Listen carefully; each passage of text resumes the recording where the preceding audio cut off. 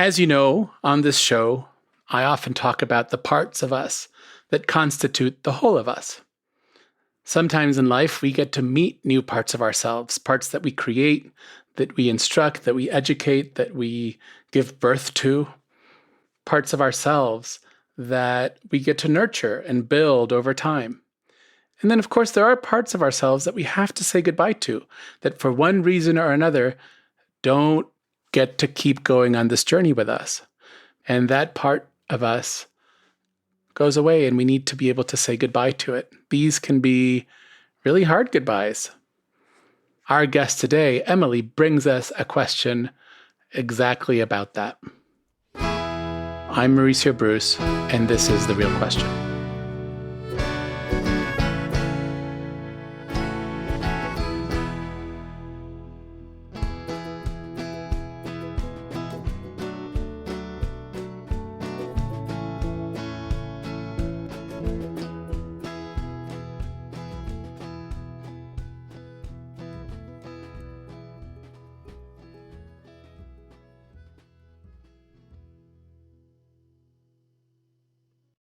Hi, Emily. Welcome to the podcast. Thank you. Yeah. As you know, if you've been listening to past episodes, I start with a question for you, which is very open. But if you could tell me anything about yourself, what would you want to tell me? I think I would want to tell you that I'm someone who comes with a lot of hope, just a lot of faith that things are going to be good. I sort of am obsessed with that. Thank you for sharing it. I'm a person with quite a lot of hope too. Would you call yourself an optimist, or you're just sort of a hopefulist? I think I'm more of a hopefulist than an optimist.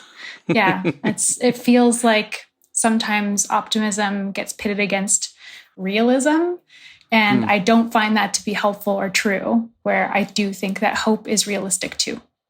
Okay. You came here to ask us a question, and I'm hopeful to hear your question. Yeah, so my question today is whether I should let go of the idea of becoming a parent. Let go of the idea of becoming a parent. Walk me through it a little more. Why are you thinking of letting go of this idea? I think for a long time in my life, I had assumed that having kids was a given.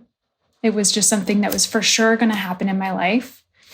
And about a decade ago, that came into question. And I sort of put it on the back burner as something that wasn't for sure, wasn't going to be something that necessarily was part of my life, but could or couldn't be. And I kind of became kids neutral. But now I'm at a point in my life where I do want to actively be part of that decision of whether I'm letting it go and fully putting it down, or whether it's something that I do want to become part of my life. I see. So I want to start about a decade ago, where this option came into question. Mm-hmm. And can you tell me what happened then? Why did it come into question? Yeah, so about a decade ago, I got divorced. And so in that partnership, it was sort of decided that we were headed toward having kids. And I felt really scared by that prospect, because it felt like if we were going to have kids, that I would be the primary caregiver, and that would just be kind of that. And so when I began to question the idea of whether I had to stay married in a partnership that wasn't serving me, I also brought into question, oh, well, what about all these other assumptions I've made about what my life looks like from here, including kids? Yeah. Okay. And so that comes into question. And I like the term you used, which was, I became kids neutral. Yeah. Tell me what's going on now. Are you still kids neutral, or what's going on? I do still feel kids neutral. I feel as though I can see a very beautiful life on either side of the path. And I was having a conversation with one of my parents about whether kids was something that I was seeing in my future. And my dad sort of expressed that that wasn't something he was seeing for the path that I'm on right now. and that made him feel a little worried whether I would feel regretful. And to be honest, I think that there's merits on both sides and probably regrets on both sides. Mm-hmm. So sort of kids neutral, but kids questioning. Uh-huh. So your dad brought up this idea and he says, I'm going to put words in his mouth. I've seen you as a person who wants kids, and I'm just sort of worried that the path you're heading down doesn't include them. Mm-hmm. So he poses a concern that I want to just ask this. Did you have that concern, or is this just your dad's concern? I think I have a very small inkling of that concern. I've thought about, okay, what does my life look like when I'm 80? And if it includes kids or if it doesn't include kids, will I feel more or less fulfilled? And I don't know, obviously. Mm-hmm. Yeah. So how about if we think less about when you're 80 and more about right now? Right now is not the time. Right now, I have a lot of things going on. I love my independence. I love being able to be selfish. I love being able to come home and just do exactly what I feel like doing. And it feels like kids would make that challenging. Sure. Also, right now, it feels as though that window is going to close. I'm like in my mid-30s. And so it is a thing that I kind of have to think about, whether it's a ship I want to get on or let pass. So let me just ask it this way. Is this whole question about, should I let go of the idea of becoming a parent, or should I more actively decide whether I should be a parent or not? Is this all being decided by your vision of 80-year-old Emily? I think a lot of it is. Yeah. But if we just think of 80-year-old Emily and we don't think about, 60, 50, 40-year-old Emily, can we include them in the decision? Mm-hmm. What does that look like? Yeah. The trouble is I don't know, because I think that there are the two beautiful paths. Like, I think that a 40-year-old Emily with kids would be happy. And I also think a 40-year-old Emily without kids would be happy. And I think that one path leads to way more independence and a lot of like personal growth and pieces that feel really exciting. And another path feels like it would lead toward more like insular family growth and dedication to other people. And I do spend a lot of my life already dedicated to other people. So I hear this thread of independence and personal growth that seems to be pretty important to you. Yeah, for sure. So tell me about the Emily that actively chooses to let go of the idea of becoming a parent. Yeah, I think that Emily goes on to, I love to travel, and I want to do school, and I also do a lot of youth work. And so there are avenues in my life where I get to have a feeling of being close to people. And that Emily also has avenues to be a safe adult in people's lives and gets to show up for people in lots of ways. And as well also gets to show up for themselves. It seems like you've thought about that, Emily, quite a bit. Yeah. I'm curious about, I'm going to just push us back for a moment. You said that there was a time in your life when having kids was a given. You knew it was going to happen. You knew it was sort of the path that you were going to take. Where did that given come from? Where do you think you learned that, or you sort of realized that that was just sort of your destiny? Yeah. I mean, I think part of it is societal. I think part of it is part of just growing up in like a femme body, that there's kind of an assumption that that's going to be a part of my role in the world. And also, I'm someone who I think I have quite a like nurturing vibe about me. I'm a therapist in my day-to-day life, and I've done youth work, and I've always been the person who wants to care for other people and show up for other people. And so it kind of seems natural that that would lead into caring for my family. So there's a societal story that's sort of given to you, and then you take as a given. And not until this divorce happened about 10 years ago did you start questioning that story. Yeah, I think that's true. And now that you're sort of in this place where you've questioned it, it's less a given and more a choice of, who do I want to be? I don't have to be who they told me to be. I can choose to be whoever I want. Mm-hmm. And you've got these two paths, and I just want to ask, this other path, the one where you actively choose to become a parent, you said it was more insular. You said insular family growth and dedication to others. Is that path the societal story? Yeah, I don't know. I think it might be coming more from a place of, I think that if you're someone who can be a nurturing and good parent, that like maybe there's been a sense of like that if you can, you should. Because, I think that kids deserve parents who are nurturing and loving and want to be there. But let's just explore that for a second. If you can, you should, which you can. You've just told me all the ways you can. If that means you should, then again, you're sort of locked into this path and you don't get to choose. Yeah. This whole place where we are standing is about Emily, and you use those words, actively deciding.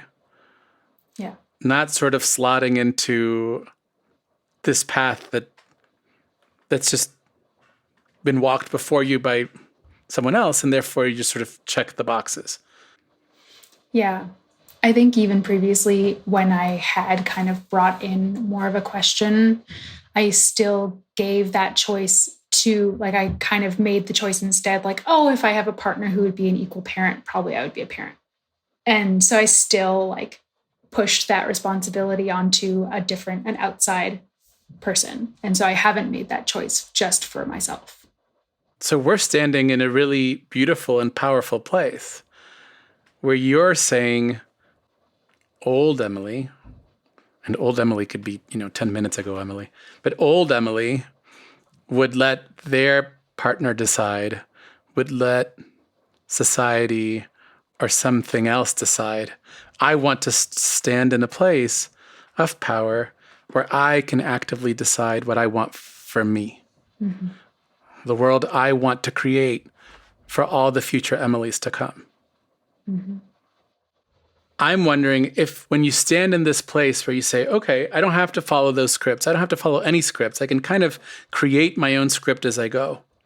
Is there a different kind of parenting that opens up for you? A different, maybe it's not parenting's not the word, but is there a different kind of possibility of having kids, but not making it an insular family growth life where you're dedicated to other people, where there is no personal growth, where there is no independence?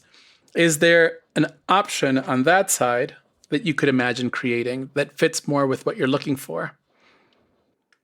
Yeah, that's a really good question. I think for myself, I've also really redefined what like romantic relationship looks like in those terms. And so this is kind of echoing similar sort of learnings from that time in my life, because I think I've previously equated relationship and growth as two separate things, or independence, I guess, more than growth. Say that again. I've previously equated independence. I've previously equated independence as being separate from relationship. Got it. So if I'm in a relationship of any kind, with a child, with a partner, with a friend, with a parent, I can't be independent.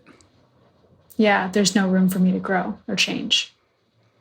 There's no room for me to grow or change. I can only change when I'm alone or independent. Mm-hmm. Could you imagine a place where your kids help you grow. Yeah, of course. It feels like so silly to know that I'm assuming no. But yeah, I think I've made that question of kids or no kids, or like kids when, into a like, when am I ready to stop growing and changing? That's really interesting. So when I have kids, I'll stop changing. I'll just sort of, that's who 80-year-old Emily is going to be. Yeah, I guess. Paused, held in amber. Yeah. Yeah. Yeah. But let me ask you this. If it's not about growth, right? If it's not growth I'm afraid of, because you certainly like easily said, oh yeah, I see that. I can grow with my kids. If it's not about growth, is there another fear under there? I don't know. I think it's more attached to the idea of like, if I have kids, then it's for them and not for me. Got it. So it's less about growth. It's more about fill in the blank. I don't know. I don't know the right word. It feels like selfish. Tell me more. It feels selfish to feel like, I don't know, if I don't have kids or don't want to have kids, it's because I want to be independent on my own and do my own stuff and have my life be about me. Except you also said that part of what you love about your life is that you get to be close to people and you're a safe adult and you show up for others and you're nurturing to others. So I'm not so sure it's just a life about you. Yeah, that's true. So what I'm hearing is if I have kids, the story or the fear is there's a part of my life that I'm going to have to put on pause while I dedicate myself, my energy, and my time to helping those little ones grow. Yeah. And so putting that part of me on pause, the part that might want to go to school and travel and do youth work and do all these things that I enjoy, that scares me. Yeah, if I'm putting things on hold, is it worth putting the things on hold for that piece? Is that something I want badly enough to put aside all these things I know I want badly? Yeah. So let's talk about priorities. If you had to prioritize all these dreams right now, which one is the priority? Which one do you say, this is my favorite dream? This is the one I want to put my energy into and try and achieve first? I think right now I'm prioritizing making space for going back to school to potentially do my PhD, which is a long dream also. and finding a way to do that and not totally disrupt my partnership. Okay. So it seems like the dream that's bubbling up right now is more an academic, career, personal dream. Mm-hmm. When you put that one on the scale with the dream of being a parent, how does the scale tilt? I think the dream of like the PhD weighs so much more than the dream of being a parent right now that the scale hardly moves when we put on the idea of being a parent. Yeah, it's almost like the PhD is already weighing down that scale and it's already sort of helping you make a decision, is what I'm hearing, right? Yeah. Yeah. So the question that we're visiting is less about actively deciding whether to become a parent or not. And it's more a question about, I'm going to put my words and you can correct me, but how to let go of some of these scripts or some of these stories that I thought were a given and that I had to choose or decide. Yeah, I think it's partially that. And I think it's also being okay with letting my window close. Mm-hmm. Yeah. How does it feel to even just say that? it feels emotional because I feel like for me, like control and agency are so important. Mm-hmm. And so, yeah, it feels difficult to have like a matter of biology take something out of my hands. I think like part of me just rankles at the idea of the control being gone in that sense. And even though there's agency in the deciding, it's a decision under duress of being like, well, right now doesn't feel like the time. Yeah, if it's not the time, then it's never going to be the time. So when you say the control being gone, are you saying like the choice, the power to decide? What do you mean by control? Yeah, I mean, I do mean the choice, the ability to, change my mind. Sometimes when we are ending things, it feels like it is forever and eternal, and the mind doesn't deal well with those like never or always. Mm-hmm. And so sometimes when we're ending things and it feels like, and this will never happen, or it will be like this always, those are really hard for us to grasp and deal with and be at peace with. Mm-hmm. I think what we're exercising or what we're talking about today, by using your words, active decision, is the most, quote, control that we can have. We are actively choosing who we want to become and actively engaging with our life to choose rather than just sort of to live out the script that you at one point had thought was a given. And so by actively choosing one path and not the other, it can feel like we're shutting the book forever on that path. And I think you made a really nice point of saying, I want to focus on the things that I'm opening, not the ones that I'm closing. Yeah. Closing that book doesn't sort of shut down your life. It opens up a bunch of possibilities. Does that make sense? Yeah. It doesn't feel like a contraction of your life and your muscles into something that's sort of ending. It can still be an expansion where your life is expanding into other avenues that weren't available when you were standing in that place of no choice. Mm-hmm. Right? Sometimes you think, I'm going to just carry this choice for another year, for another year, for another year. And sometimes not choosing is choosing. Yeah. And by actively choosing and by actively deciding who I want to be, then I can really focus on the choices that decision opens up for me, on the possibilities, rather than on just still sort of standing there in the crossways, trying not to decide, but still we're moving forward. Is that making sense at all? Yeah. I think taking the path of, making that decision that my life is not one where I'm going to become a parent.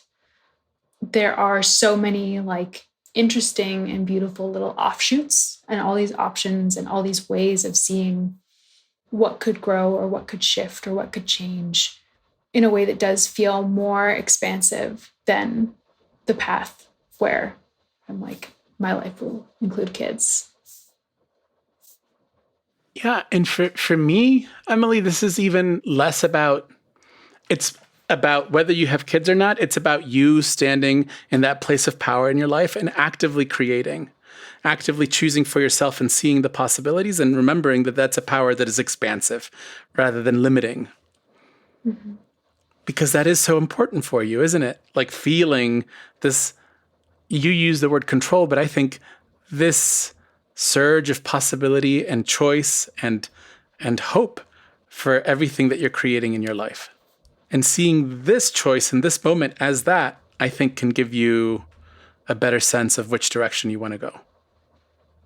Yeah, I think there's so much room for future choices and like more agency and more possibility for me. But yeah, I do agree, like standing at a spot where I feel like I can make a choice rather than one where I feel like the choice is being made for me by something else.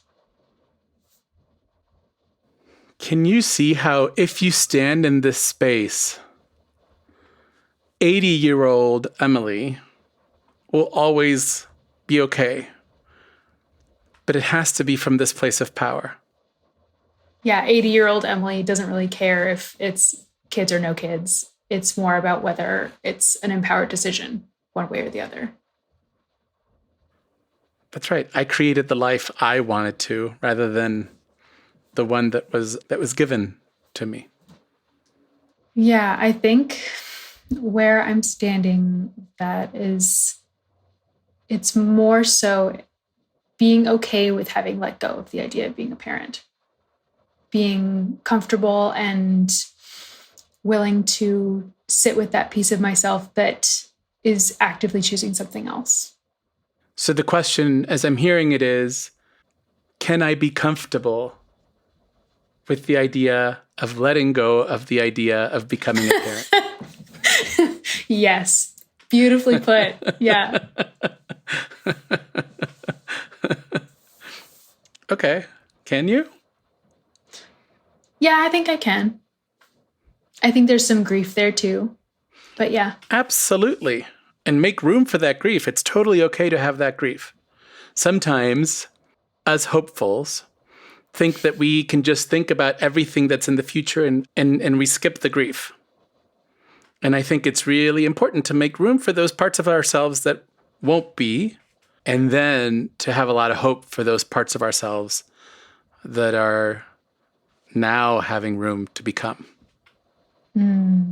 Yeah.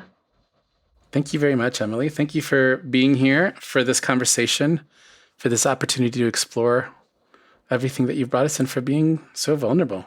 Yeah, thanks. Thanks for asking all the beautiful questions. This has been The Real Question. Our show is funded through our Patreon at patreon.com/realquestionpod. If you're a regular listener, I would love your support. For $5 a month, you get to hear from past guests. We do little mini episodes where we revisit our past guests, ask them how they're doing. We get a catch up on their life since they've been on the show. And then you get weekly advice from our guests. You get to hear an extra little bit of audio where our guests share some advice from their life with you. For $10 a month, you get all that, plus a monthly mini episode where Vanessa and I ask each other questions. This is called Real Talk. One month, Vanessa asks me a question, and the next month, I ask her a question. Then for $15 a month, you get all that, plus you get the monthly self-exploration call. So once a month, we gather and we go over all the episodes that aired that month, and we talk about how those questions that those people asked show up in your life. For $50 a month, you get everything that I've already said, plus your name in the credits, and, ready? 2 one-on-one sessions with me. 2 one-on-one sessions with me during the year. We get to talk. We get to have our own little private episodes. Another way you can support this show is by leaving us a review on Apple Podcasts or wherever you're listening. You can also follow us on Instagram and Facebook at Real Question Pod. And we are always looking for more guests. So go to our website, realquestionpod.com, and submit your question so that I can meet you and we can have a conversation here on the show. We love to shout out our BFF tier patrons, Renee Underhill and Amanda Schramm. Thank you. We are a Not Sorry production. Our executive producer is Vanessa Zoltan. We are edited and produced by Ariana Nettleman. Music is by Nick Pohl. We are distributed by Acast. And support for this show comes from the Fetzer Institute. Thank you, Emily, for joining us today. Thank you for reminding us that those scripts that we've gotten in our life from our past don't have to be played out, that we can question them and that we can create new scripts and new possibilities for ourselves. And thank you, as always, to our wonderful team, Julia Argy, Nikki Zoltan, AJ Yaramas, Anissa Ahmed, Danny Langley, Courtney Brown, Casper Turkile, and Stephanie Paulsell.